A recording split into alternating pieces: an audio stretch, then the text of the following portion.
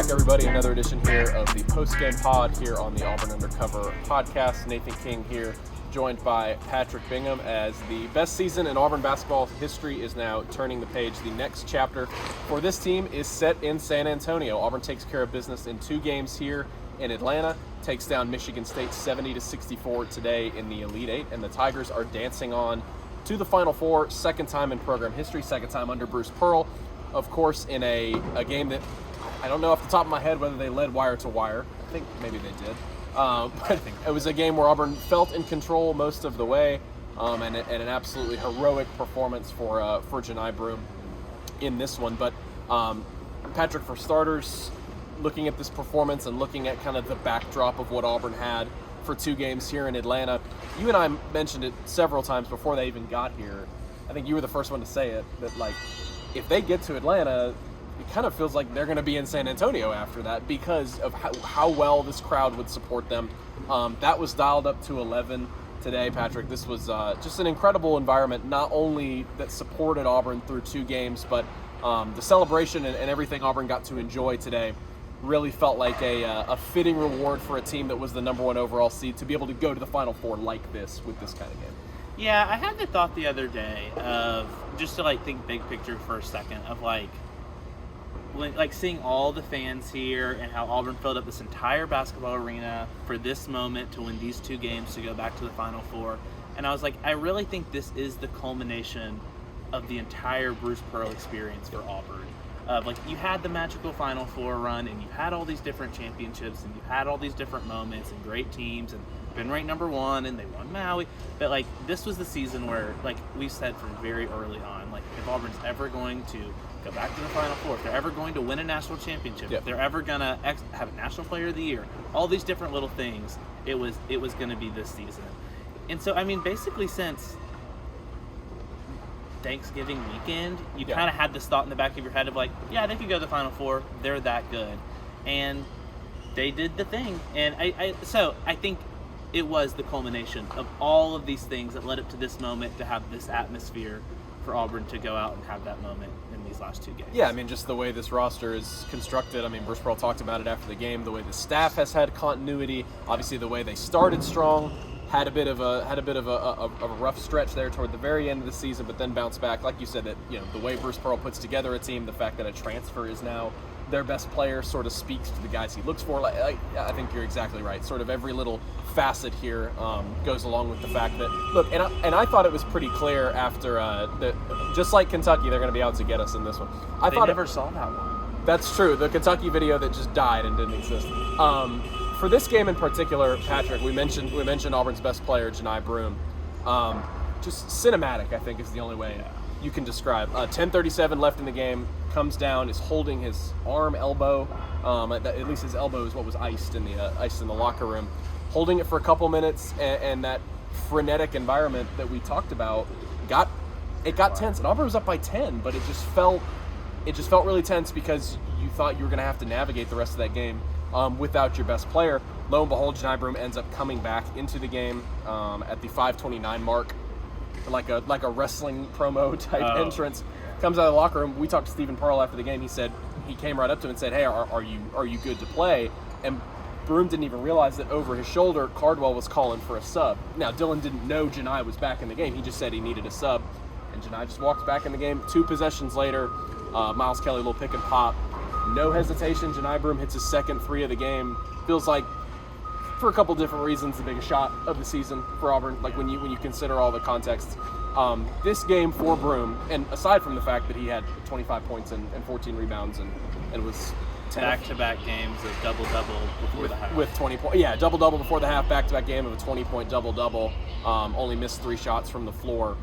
This is a game that is going to be remembered quite simply, Patrick, as one of the best performances in the history of Auburn basketball. Yeah. No question. Yeah, and I think that's the thing. I was thinking about this. I was like, think of the 3 games he played in this arena this year. These past 2, and then he had the 2020 game against Ohio State. So he plays well in State Farm. But I think that's the thing, is like, in your biggest moments, you need your biggest players. Yep. And Auburn's guards had carried them at different points in it. Like when obviously he was affecting the game in other ways and other performances, like Creighton. But in this moment to go to the Final Four, number 4 takes you there. And yeah, I mean, it's just one of those things where it's like you are remembered for what you do in this tournament. And that's not to say all the regular season doesn't matter. Yeah. All those things do, and if Johni does win National Player of the Year, it's because of all of those things too. It's the whole season together. But you're remembered for things like that. And so for him to come out and do that and send Auburn back to the Final Four, I mean, it's just like, it's almost storybook of like, yeah, it would be your best player to get you there. Yeah, and you're exactly right that this was a team performance. Look, we can go back and pinpoint different areas. I think you could talk about probably every single player on this team that got into the games here in the second weekend. Even Chris Moore, I thought it was really important. Johni goes out, the first thing Auburn does, Chris Moore gets a steal, feeds ahead to Chaney Johnson. He gets a transition basket. And so every single player, I think, had their different moments. You mentioned the guards kind of got them here. I mean, even in the last game, Johni was really good, but like the guards, Denver and Tahad were obviously fantastic. In the first weekend, the guards, Creighton, the guards were really, really good. But like you said, you needed your best player to carry you. Diving a little bit into the matchup and how it happened for Auburn today, we knew this had the capability of being a defensive war. Michigan State shoots only 33% from the floor. It was really that. It wasn't to the level of Houston and Tennessee, of like you're living and dying on every possession because you feel like it's a stranglehold to get any sort of shot. I think these defenses were a little bit of a step down from that, but man, Auburn's guards really couldn't get much going, and that obviously led to needing a big game from Johni Broome. But Patrick, Auburn does not win this game without that run early on, so they continue now that stretch. They basically picked up right where they left off against Michigan. They had that 20-2 run. It extended out further than that, but it was 20-2 to start with. A 17-0 run here at the beginning of the game. They led by as many as 15 over Michigan State. Considering how well the Spartans responded, it was a 7-0 response like that, and then Michigan State played better defense the rest of the way. Considering how Michigan State responded, the fact they're a veteran team, the fact we know they're really well coached, it felt like you were going to need a kill shot like that, and Auburn got it really early in the game and never trailed the rest of the way. That's obviously one of the biggest reasons why they were able to win. Yeah, and I think that's the thing is like when you're in an atmosphere like this, everyone's really amped up, and then the game starts and it's like, okay, now they want something to cheer for.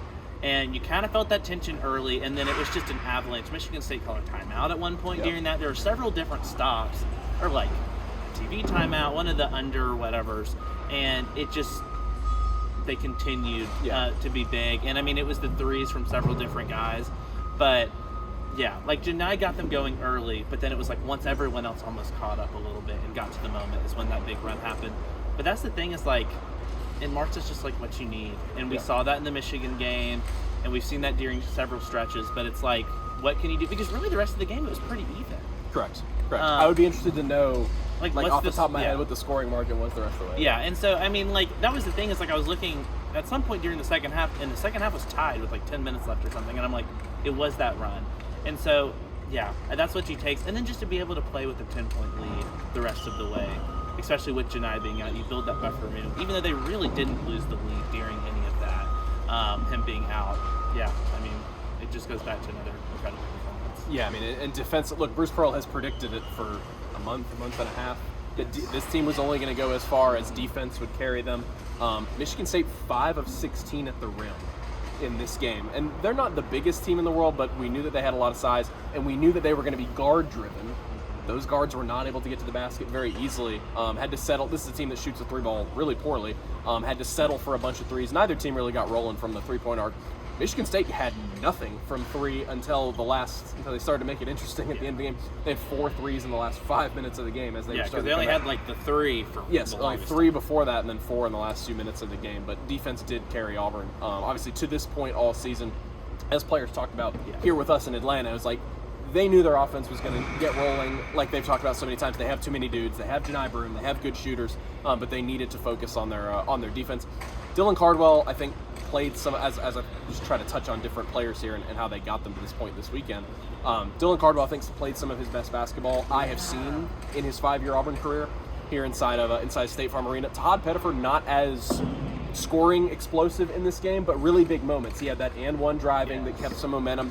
He had a 3-pointer to put Auburn up by 12 in the second half. I believe that was before Johni Broome went out. But Auburn just had, as we've seen against good teams this season, they just kept having the pushback. They kept being able to shove Michigan State off. Michigan State was never really to feel. Honestly, the closest they got, I'd be interested to know off the top of my head, the closest they got before the end of the game, like the final score being a 6-point margin, they weren't anywhere near that for the last several minutes. Well, that was kind of the funny thing, and we'll talk about, I guess, the reverse of this, in-game math, whatever, when we talk about Florida in a second. But yeah, that was the thing. It's like, you're writing all these stories right before and like getting ready to go on the court for the trophy thing. And I look up and I'm like, wait, what's the final score? And I was like, it was only a 6-point game. Right, It was 10 the entire game. Because if they had kept it at 10, Auburn would have been the only team to go to the Final Four that had won all 4 games by 10 or more points. Obviously, they didn't tonight. Yeah. But yeah, that's the thing is it's their ability, and we talked about it sometime a couple games ago. I forget which one. That Alabama game when they won at the end. It was like they were able to just kind of keep Auburn away, even when Auburn would go on runs. They'd make another shot. They'd keep answering, and we saw that from Auburn, and we've seen that from them all season. Of just the ability to, like, Michigan State scores, they go on that 7-0 run. It's like, oh, could this get interesting again? And they just immediately answer. Yeah, talking to Stephen Pearl after the game, like, the way this team was prepared from their schedule perspective now gets to the point. We've known that's the case, most of the season. But now it gets to the point where that really paid off. Going into this game, Patrick, I thought, there was the fact Tom Izzo had never lost to an SEC team in the NCAA tournament. There was the fact that he was 8-2 in Elite Eight games. That was what it was. But at the same time, Auburn had played more games against Elite Eight teams than anyone else. They tied for the most wins. Them and Tennessee both had 3 wins against the Elite Eight field. Michigan State not only didn't have any wins over this Elite Eight field, they had not played a single team in this Elite Eight field. What is the best team that they've played recently? Is it Michigan, maybe? Whenever it would have to be, right? Whenever they would have seen someone like Purdue, I mean, they were the best team in the Big Ten, and so it goes back to the fact that, like Stephen Pearl said after the game, he said, look, we respected every opponent, but we weren't afraid of every opponent. And now you've gotten to the point where, as we look to this Final Four, matchup across both ways in San Antonio, and obviously we're about to get talking about that for the next week, but Auburn has played all 3 of these teams. They played Duke and Houston in the non-conference, and obviously their first game at the Final Four will be against that Florida team that has played so phenomenally, put themselves in position to be a 1 seed, obviously beat Auburn at Neville Arena. But I think after, in my opinion, this team, when they got to the Elite Eight, maybe before that, maybe just the second weekend, this was already the greatest season at Auburn ever, even short of the Final Four, in my opinion. It was like third Elite Eight ever, and everything you had accomplished in the regular season, and the most wins ever, and Johni Broome as a Player of the Year.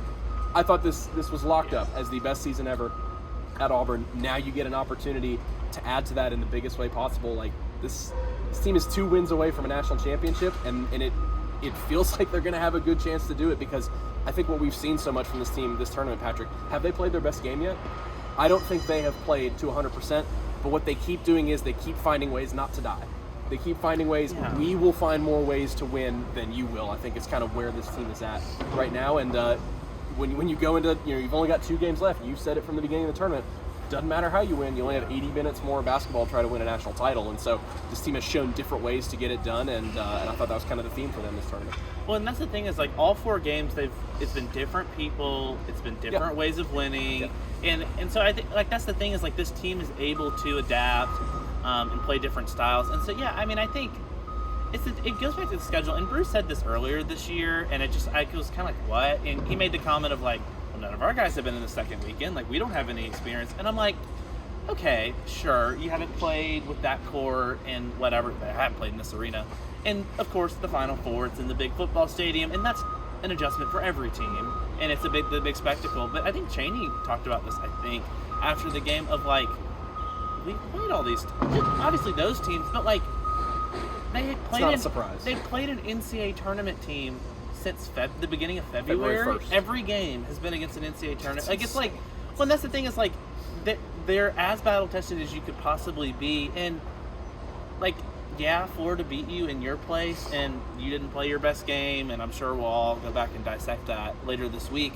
But it's like, I don't know, like, I feel like it's almost dumb analysis, but I just kind of got to the point where I'm like, if they play their best, they're going to win because they're the best team. Yeah. If they don't play their best, they can certainly lose because it's March and other teams are playing great.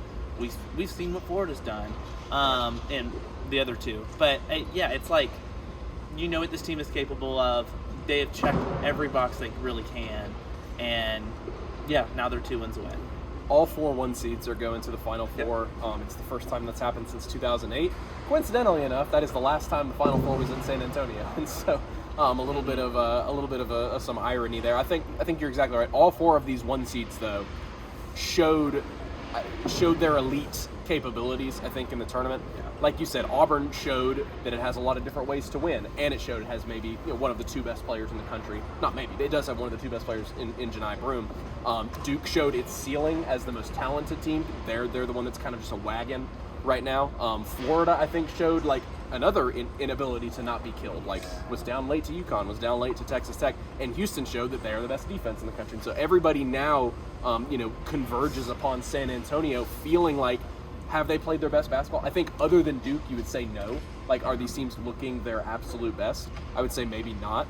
But you've shown why you're a championship contender. Every single team has shown different elements of, like, there is no argument to be made that one of these teams cannot win a national title. Like, you can make a laundry list of arguments for all 4 of these. That's the thing is, in this sport, because you can have Cinderellas and other things, you often get to the Final Four. And like Auburn 2019, they made it, they deserved it, they won the games, banners fly forever.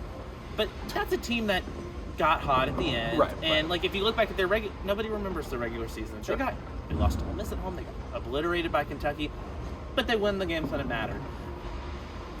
All 4 of these teams are at the Final Four because they are national championship good. Start to finish. We knew Houston was national championship good when we watched them play Auburn. Same for Duke, same for Florida. We've kind of found out later, but their body of work has shown that. And so I think that's the thing, is like, that's what's so interesting about this Final Four, is there isn't the NC State of last year or whatever. Yep. All these teams really could win. They all bring their unique style and their own blueprint, and it's going to be interesting to see who gets to cut the nets in San Antonio. It was 8 of the top 9 teams in Ken Palm in the Elite 8. Now it is the top 4 teams in Ken Palm go into the Final Four. A chalky NCAA tournament field now includes Auburn go into its second Final Four in program history. Signing off here from State Farm Arena. We appreciate you guys so much for following along at auburnundercover.com with our coverage, not only past few days, but going back to Lexington, going back to the SC tournament, basically a month straight on the road with this team, and we've loved every minute of it. And we will see you guys in San Antonio. For Patrick Bingham, I am Nathan King. Thank you guys so much for joining us on the Postgame Pod. We will talk to you guys in Texas. You don't own any boots, do you?